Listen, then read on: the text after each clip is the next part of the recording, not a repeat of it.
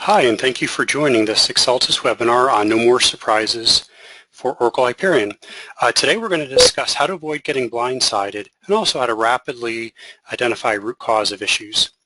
The first thing to know is you're not alone. This is something that happens to everyone, and we all know it's not a situation that we want to get into. We also know that Hyperion is very important for organizations. It's visible at very high levels. The deadlines don't change. When the close needs to happen in 5 days, it needs to happen in 5 days. It requires groups to work together, and there's a lot of moving parts. Okay, and both finance and IT administrators are in the same boat. They feel that it's their job to know what's going on, and they don't want to hear from users that there's a problem. So they want to know before a user comes to them that there's an issue, whether it's people not being able to log in or reports not working or something taking a long time. We hear over and over again that admins just want to be proactive, and they want to stop having to be reactive. Additionally, when issues do happen, you want to be able to find them and fix them as quick as possible. So that requires another coordinated effort, requires a lot of information gathering, knowing what was happening on the system, what are users doing, what's happening in the applications. And often what we hear is that we do a reboot and cross our fingers it doesn't happen again because the prospects of actually getting to the root cause are not very high. So they don't feel that they have the tools or the processes to get to a root cause. So again, we hear this all the time, and that's where we come in. Okay? And the important thing to note is that there's really no single trick or silver bullet. And we always say this about the processes that we've developed or our solution, but it really is all about having a more comprehensive approach to performance management. So it's putting lots of pieces in place. And as we go through this, I think the important thing to note is that doing anything is better than doing nothing. So even if you can't put everything you want in place all at once, taking some step in the right direction is always a good thing, and we'll get into that as well. Okay, so let's take a step back and tell you about who we are. So again, Exceltis is a performance management software company. Our background is in Hyperion. My personal background was in HFM and FDM, but we have people on our team who worked both in development support and sales and QE at Hyperion, so we have a really strong base of knowledge in these areas. And the software package that we provide, helps our clients really understand their environment, helps them manage it better, both proactively, reactively, for IT users, business users, admins, managers, and so on. Okay, quick view of some of our clients. So we're deployed at Global 1000, Fortune 500 level largely. And really what we've done is, Exceltis, we've developed a methodology around building a center of excellence. So what does this mean? It's really all about best practices. And this is whether you have Exceltis or whether you have any tools at all. There's good ways of doing things and less good ways of doing things. And this is true whether it's for basic management, whether it's for audit tracking, which includes SOX, log management, root cause analysis, performance testing, upgrades. And we have kind of taken our experience in the enterprise software world, as well as the experience of our clients and partners, and really built a set of best practices. And this is something that we're going to be actually publishing shortly.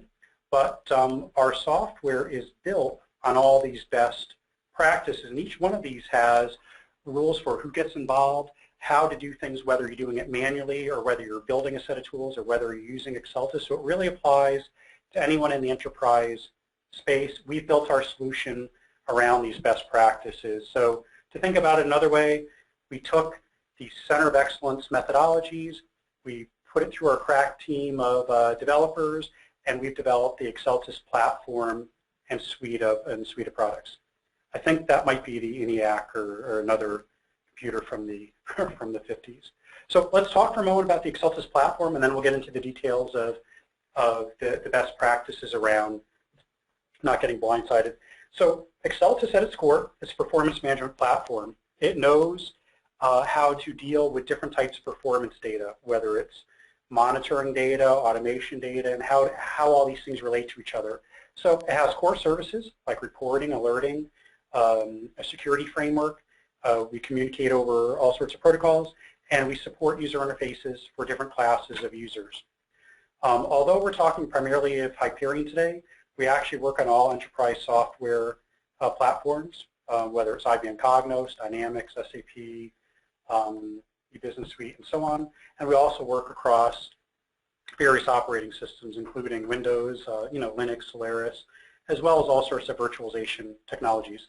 And on that platform, we've built a set of products, and we're going to discuss a little bit of this as we go. And the point is, each one of these products performs a very specific and important role. When you put them all together, they work together, and they do some pretty cool things. But each one of them can serve a purpose, and we'll talk a little bit about how, whether it's a software product or the process, can play a role in helping you to be more proactive. Okay? So the reason why you're on this call is because you don't want to be blindsided. I'm assuming that's why you're here. It's never fun. You kind of feel like the guy with a soccer ball in the face.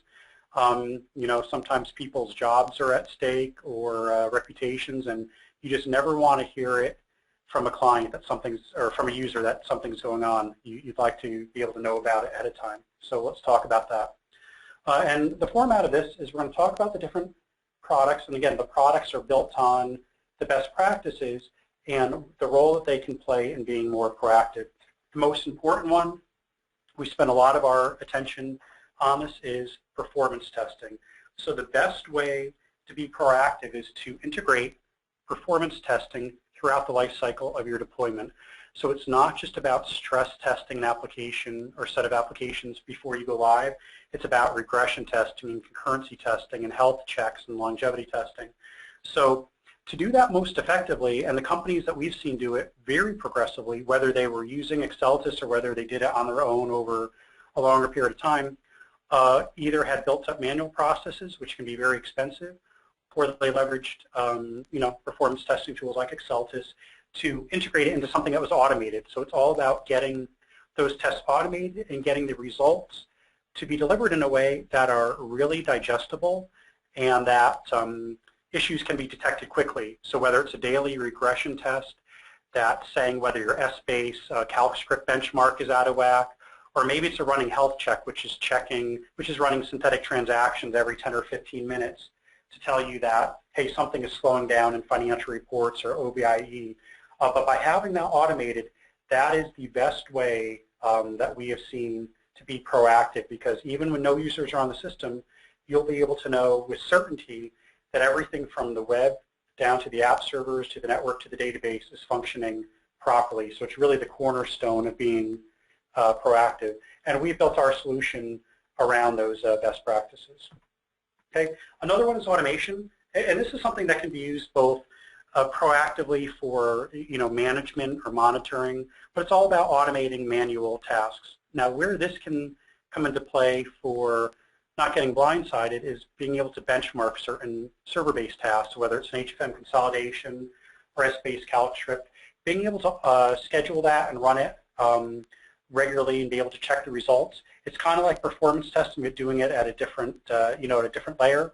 There's also the capability that we'll talk about later, which is being able to remediate issues. So if you know that when a certain condition happens, you always perform a certain steps, well, automating that and having it automatically run based on a trigger can really take a lot of the human element out of it and keep your system up and running quickly. So even if issues get by your monitoring, the system will heal itself very quickly, hopefully before end users discover it, but certainly it will minimize the impact on the user base. So automation plays a very big role in keeping the system up and running. Okay? Optimization, this is something that we offer. This is one thing that is specific to Hyperion. We do this for S-base calc scripts as well as HFM consolidations. And one of the best ways to avoid performance issues is to ensure that your key processes are always optimized. So from a profiling standpoint, this is to go in and really understand your business rules and calcs and make sure that they are running as fast and efficiently as possible. That's the main part of it, because when you do that, any little glitches will be less noticeable. But more so by profiling your calcs and rules, if an issue ever does happen, you're giving yourself insurance that you'll be able to resolve the issue because you'll have a very detailed profile of what things look like when they were good.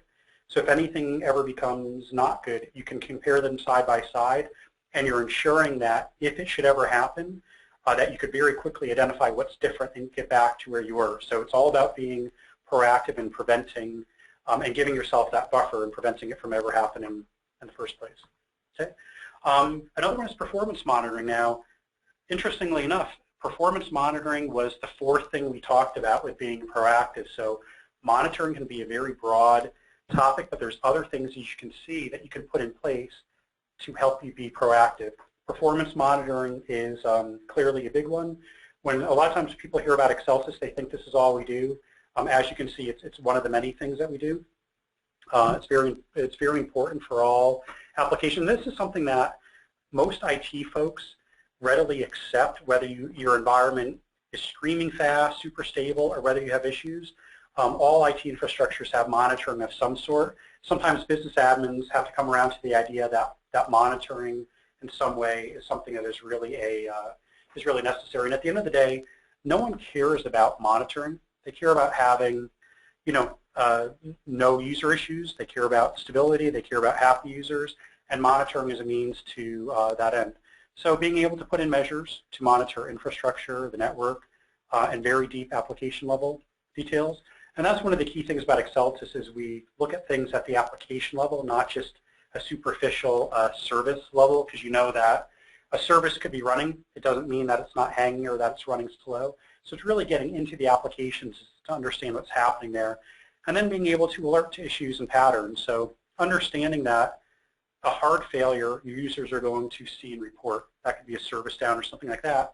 But also being able to say, hey, we have what we call a soft failure, meaning things aren't failing, but they're starting to run slow, and we want to be able to trigger before it becomes so bad that a user is going to pick up the help desk call, and that's the real key to being proactive. So, implementing some type of monitoring scheme is really key for all environments.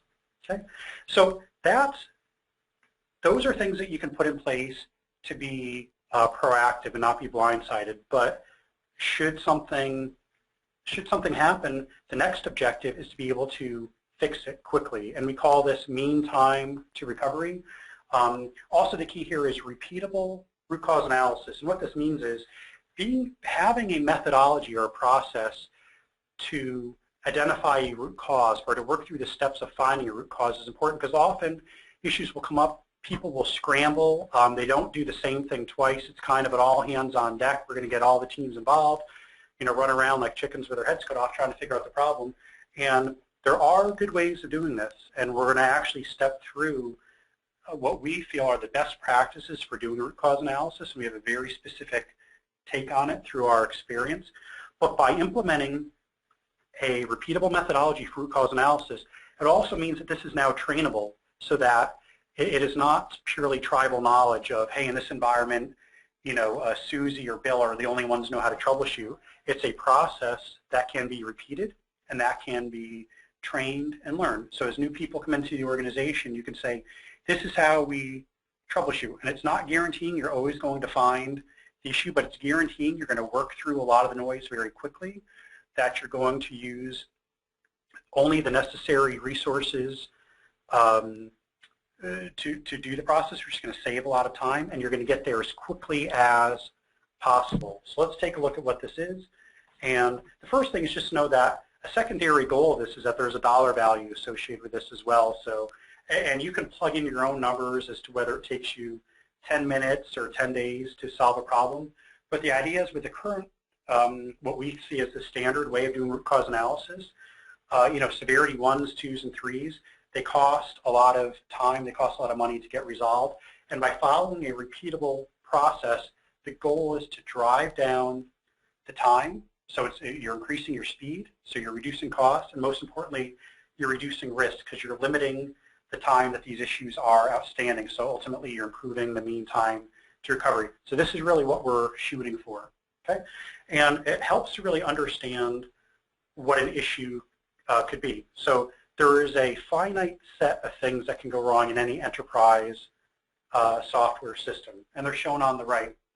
And we take the approach of trying to rule things out as quickly as possible. So if we put controls in place to rule certain things out, then that is kind of slicing the problem space. And those are things that we won't have to invest in researching.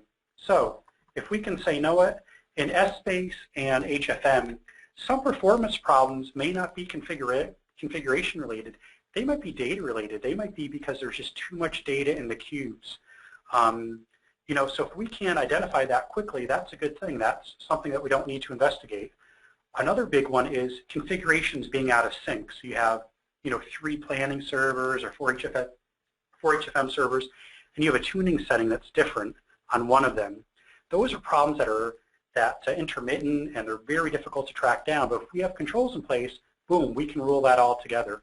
The same thing for changes to application and configuration. So knowing if an HFM rules changed, or if, you know, a financial report configuration changed, whether it was on intentionally or innocuous change, just knowing that these things happened will be one less thing that we have to look at later on. And what that does is it leaves you with a smaller group of stuff that you need to investigate. So the idea is, let's put controls in place to rule things out immediately, and focus on the things that are still left over. So the approach that we're taking is really turning traditional root cause analysis on its head.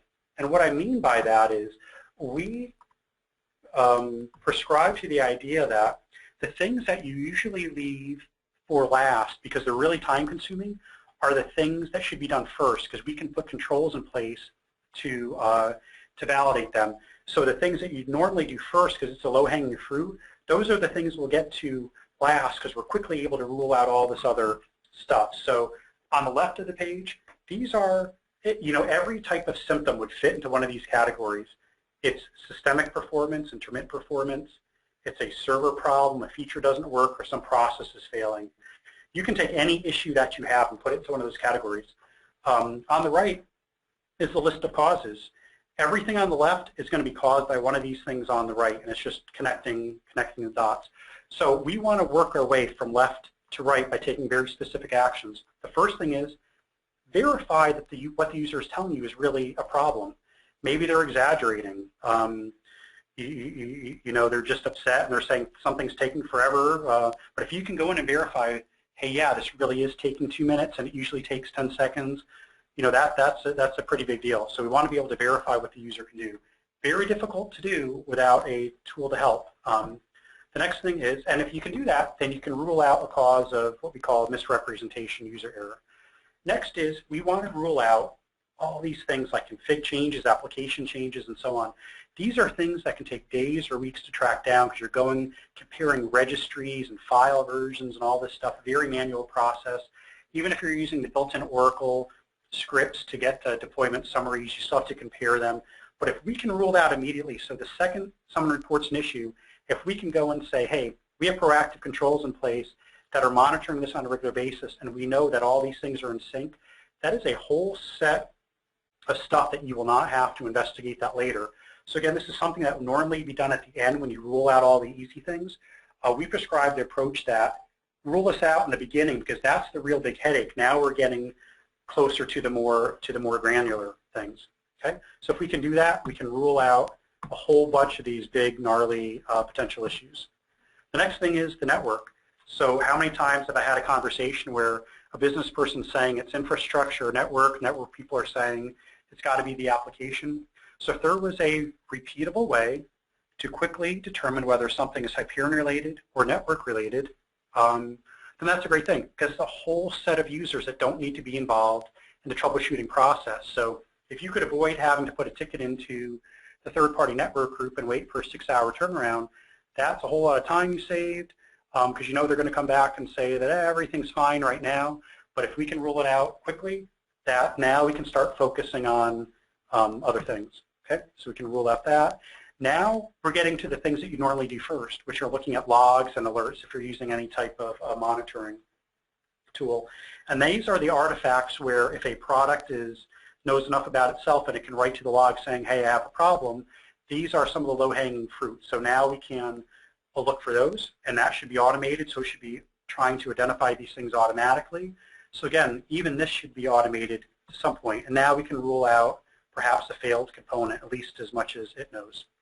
Now lastly, the thing we'll do is what people usually look at first, which is resource bottlenecks.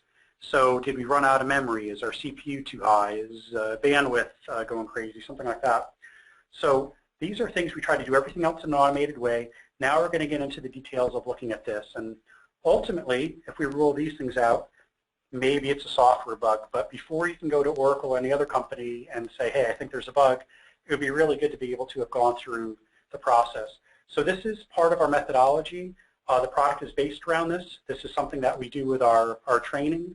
And we'll talk a little bit about the end that if you're interested in taking a look at this training, whether you're interested in Exceltis as a product or not, we're happy to help you with that and show you how you can do this in a Hyperion environment.